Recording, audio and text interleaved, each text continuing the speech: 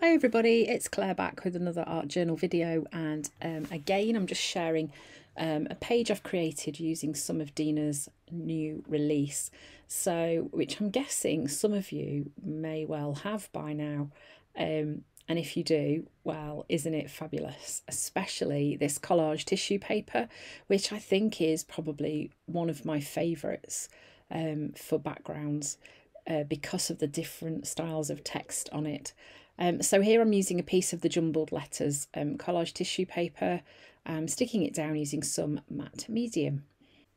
The brand that I use is a Winsor & Newton one, and it is a matte medium. Oh, the birds are singing, how lovely. It's a really lovely sunny day here today. I find that this matte medium works really well for what I need. It certainly helps the collage tissue paper sort of melt into my background pages really well. I know that Dina was saying on her live that her regular gel medium works quite well for this too. But yeah, I find that this one works pretty well for what I need. So I'm just going to be concentrating the collage tissue on that bottom sort of left-hand corner of this journal page spread. And here I'm just filling in some of the gaps roughly, really, not worrying too much about it. So then this orchid paint was nearing the end of its life, poor thing, and I'd cut the top off, and I was hoping that it hadn't dried out. So the reason for picking the orchid is merely just because it was on my desk and it needed using before it dried up. There was a little bit left in the bottom, and then the bit that was left over I just scraped onto another journal page to use another time. So this is one of Dina's new stencils. It's called Pointed, and here I'm just doing the ghosting method. We're just lifting the paint through the stencil, and you can see that where the gel medium has gone, it's lifting off really well, because that kind of acts to seal the background, the page in the background. But where the gel medium hasn't been painted, it would not really work as well as that. So then I decided I would use the same stencil and just twist it round another way, so the pattern was going in a different direction. I do love these directional directional stencils. They are great for doing this. You can create a lot of movement in your page. And here I just noticed I'd got a little bit too much paint popping through the stencil. It had made it a little bit blobby, so I was just kind of smudging that with my finger. So now I'm going in with lemon, just because I wanted a little bit of a contrast with the colours that I'd chosen so far for my page. And I just thought maybe a bit of lemon, and then I used turquoise as well. So that's one of the coaster stencils from one of Dina's previous releases. I don't know why I can't talk today. What is going on? And then again, I'm going back in with the pointed stencil and just adding some little touches of turquoise going through the journal page. So because the collage tissue paper had kind of disappeared, I just wanted to pull some little pieces back into the foreground. So I'm going back in and sticking a bit more on.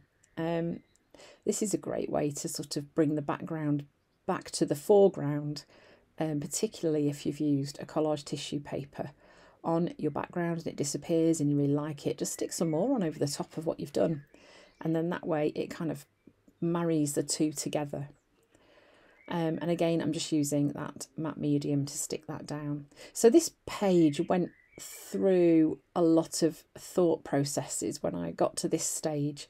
I knew I wanted a focal point on there, and the thing I was reaching for first was a face. So first I grabbed a transparency and I was like, no, that's not going to work.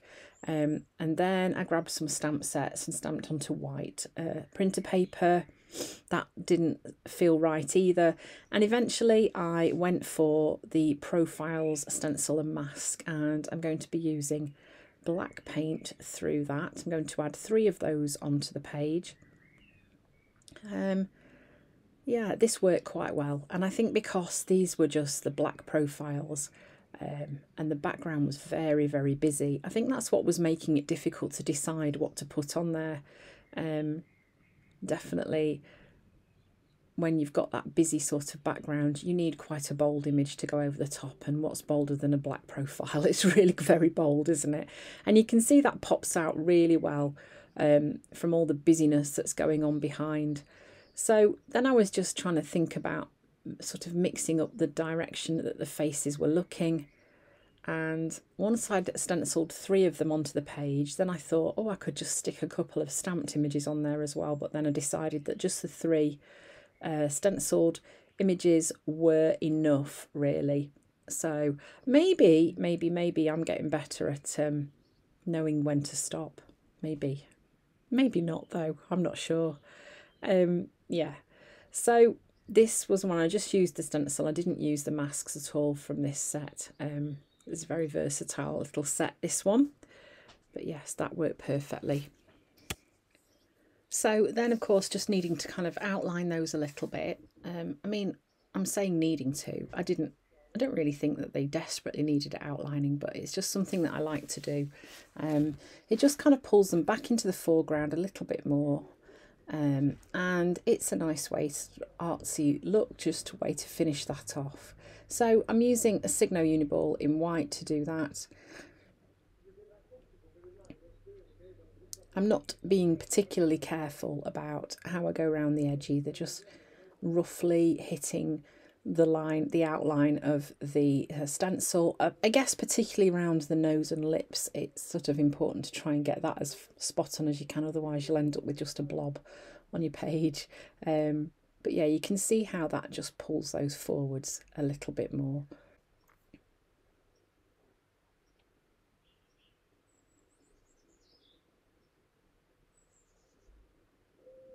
So this is a stamp from Wakley May Scrapbooking. It's just a text stamp. I've just popped a bit of white acrylic paint, and then I'm just kind of bending this stamp a little bit just so that I can add a little bit of stamping onto these profile face shapes, just to add a little bit more interest to those black images.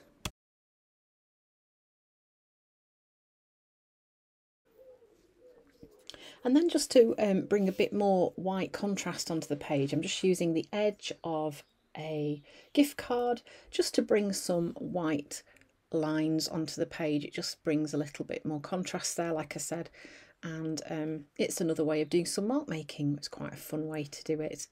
And just adding that white marries up with the white of the stamping on the profiles and from the pointed stenciling in the background too. So then to finish off, I just added in a quote from Dina's collage, typed ledger papers. I found one that kind of spoke to me. That's going to be stuck in place.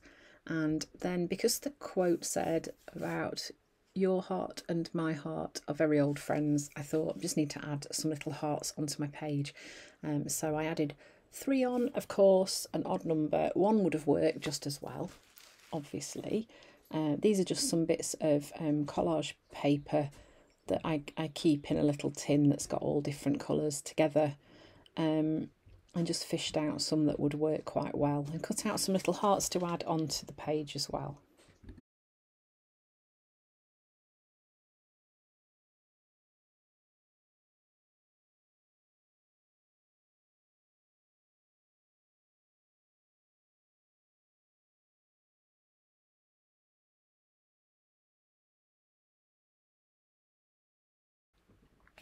So then I, after saying that I know when to stop, quite clearly don't, do I? I was kidding myself. Then I'm using Dina's Stoked fluorescent pink paint, adding some splatters. Now here it got a bit excited and added too many splatters, so I am just going in with a tissue and just lifting some of them out because it spoilt itself really and went a bit too crazy. And then I am outlining those little hearts that I've added as well, just using a black gel pen. And that was this page done. So although you don't really see it in this edit, it took me quite a while to get to this point using all these different elements on the page, but it is a page of many layers, and it just goes to show that sometimes you do need to spend a bit of time deciding what's actually going to work best on your page to get the look that you're after. So thanks for watching, and I hope to see you again soon.